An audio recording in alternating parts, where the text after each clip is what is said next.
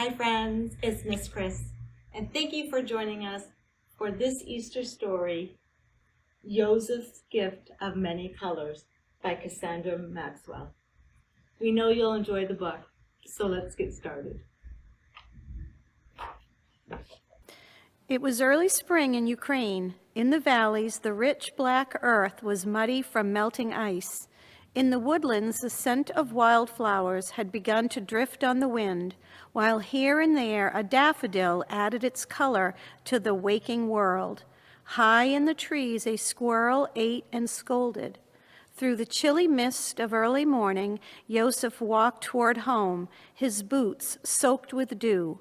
He was a poor man, and he was facing another long day of hard work. Yet he whistled at the birds as they began to stir, and he sang songs of praise to God.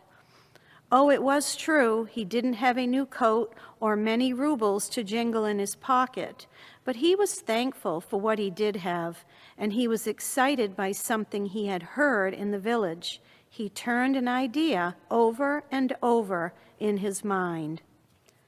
Marusha, Christy, I'm home, dear ones, Yosef called as he reached his house. He kissed his wife and lifted Christy high in the air. Papa, why are you so happy today? Asked Christy, catching her father's excitement. Yosef's eyes began to dance as he eagerly explained. It was all the talk in the village this morning. Each family is to make a special gift and bring it to the church on Good Friday. Then each papa will present it at the service. It will be as if we are presenting ourselves and all that we are to God. He glanced at Christy to make sure she understood. Petrovic is bringing in design woven from the wheat he grows. He told me so. Petya is bringing something made out of leather from his cows. But our gift, my dear family, Yosef said with a flourish, will be the best one of all. The best one? Asked Christy. I don't understand. We don't have large wheat fields, and our cows give milk, not leather. Yosef laughed. You're right, little one. We are not wealthy or blessed with much land, but our chickens lay eggs as fresh as any. Our bees make golden honey and fine wax, and our garden yielded good crops last year.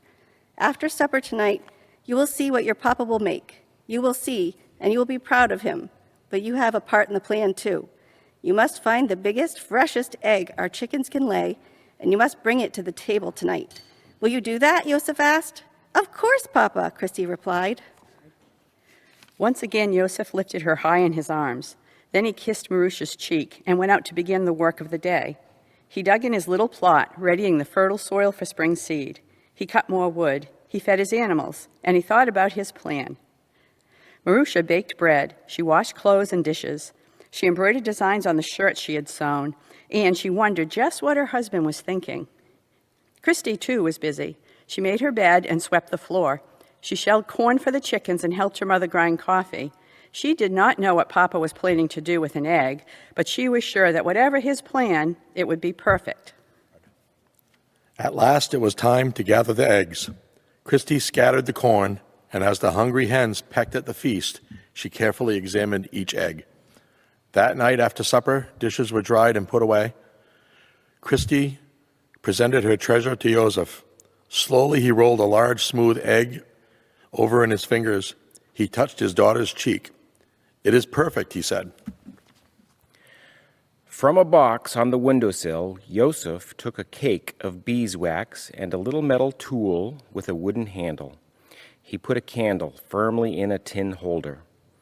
Then he carefully drew some lines on the egg with a piece of charcoal.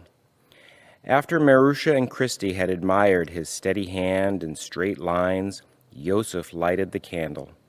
He picked up the little metal tool with the wooden handle and held it over the flame. When he was sure the metal point was hot, he pressed it into the soft wax. In a moment, the wax was liquid and black.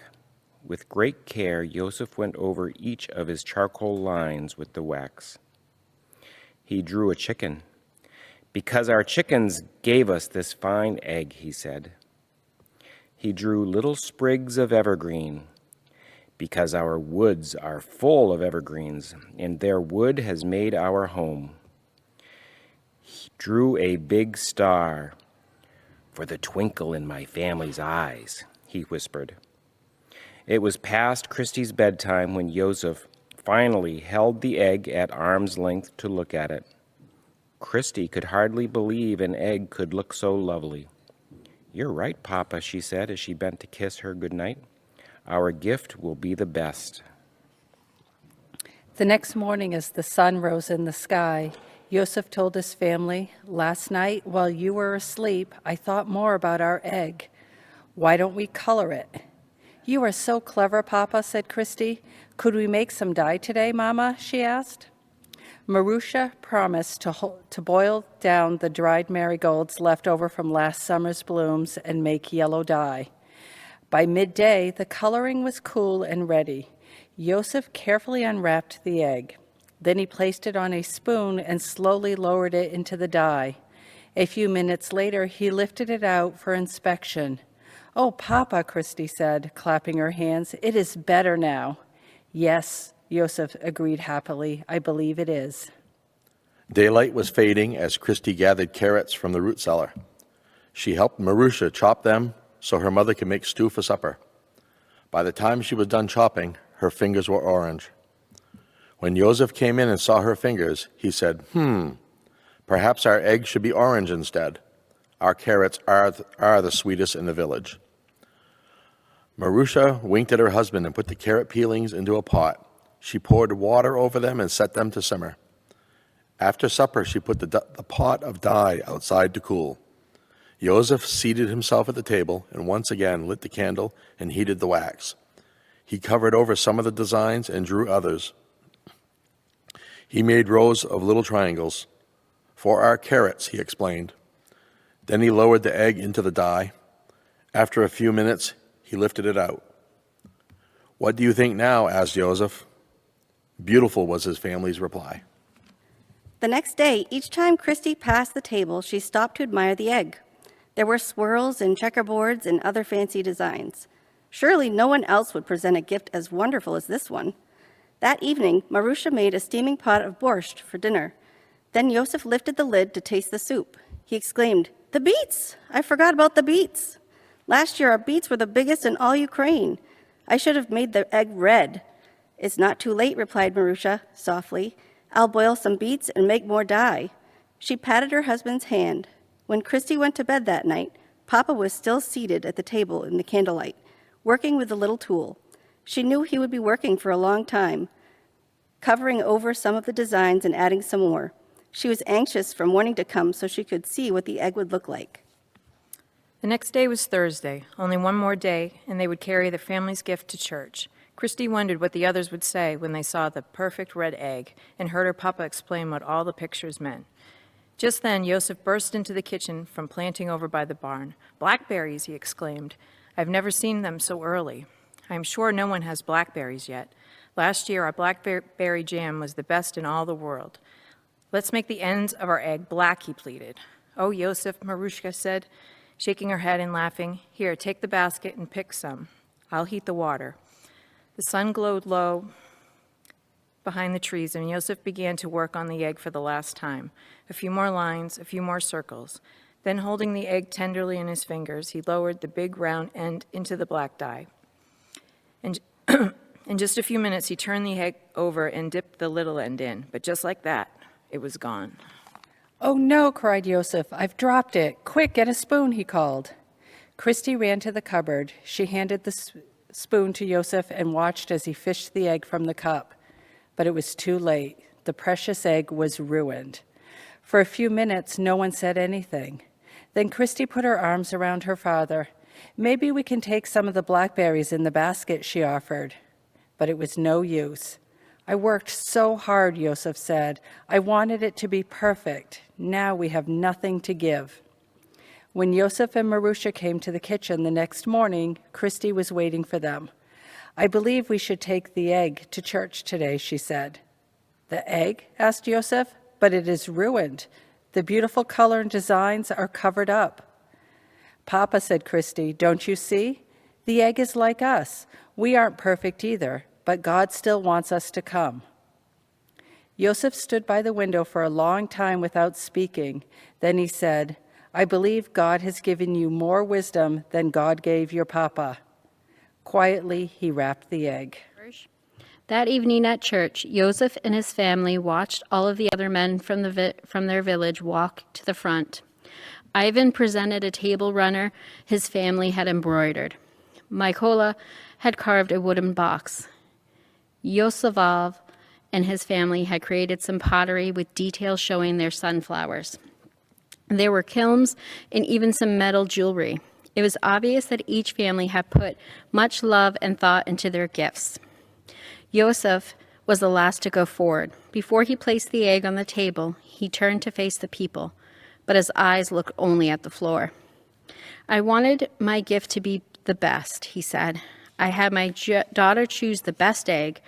All week I painted on it with beeswax. I dyed it, first yellow, then orange, then red. I was trying so hard to make it perfect, but look what happened. Yosef unwrapped the egg and lifted it up so everyone could see. I wasn't even going to bring it today, but my daughter said something that made me change my mind. She reminded me, like the egg, we are not perfect, but God still wants us to come. So our Father. Yosef said, looking heavenward, my family and I wish to present this gift to you. Thank you for accepting this gift and for loving and forgiving us. Then he placed the egg among the other gifts and walked back to his family.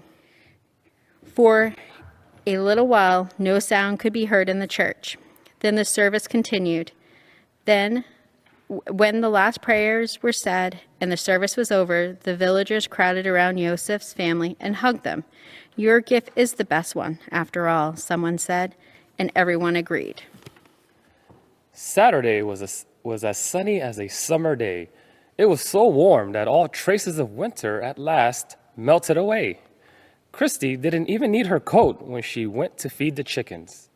She walked the cow to the stream for a good long drink. On the way back, she wove a little basket from sweetgrass and gathered tiny spring wildflowers to fill it. Marusha wove some ribbons for Christy to wear in her hair.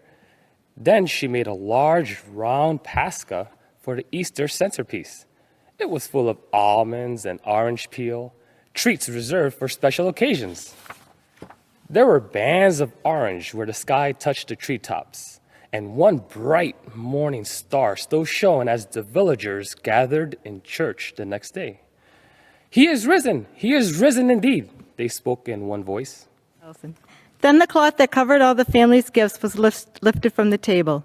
Look, Yosef cried suddenly, pointing toward the table. Look at the egg. Everyone stared, their mouths wide open. There, in the early morning light, glistened the most beautiful egg they had ever seen. How can it be? Someone wondered. It's a miracle, another cried. Christy sat pondering what had taken place. Her eyes moved slowly from the egg to the window and the sun rising on the horizon.